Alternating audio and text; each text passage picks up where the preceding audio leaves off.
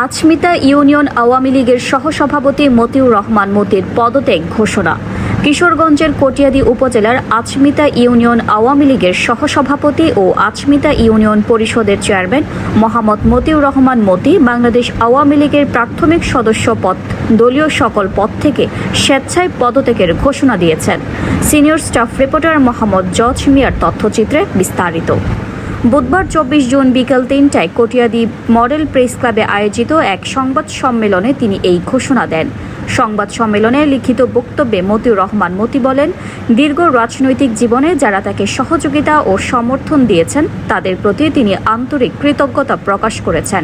একই সঙ্গে আচমিতা ইউনিয়নের সর্বস্তরের জনগণের প্রতি ধন্যবাদ জানিয়ে তিনি বলেন, রাজনৈতিক পরিচয়ে ঊর্ধ্বে উঠে তিনি ভবিষ্যতেও ইউনিয়নের উন্নয়ন, শান্তি ও অগ্রগতির লক্ষ্যে জনসেবামূলক কর্মকাণ্ডে নিজেকে সম্পৃক্ত রাখবেন। তিনি আরও বলেন, জনগণের কল্যাণে কাজ করার যে অঙ্গীকার নিয়ে তিনি দায়িত্ব পালন করে আসছেন তা অব্যাহত থাকবে। এই সময় তিনি দায়িত্ব পালনে সকলের দোয়া ও সহযোগিতা কামনা করেন। সংবাদ সম্মেলনে স্থানীয় গণ্যমান্য গণমাধ্যম কর্মী, রাজনৈতিক ব্যক্তিত্ব ও সুধীজন উপস্থিত ছিলেন। দায়িত্ব পালন করেছি।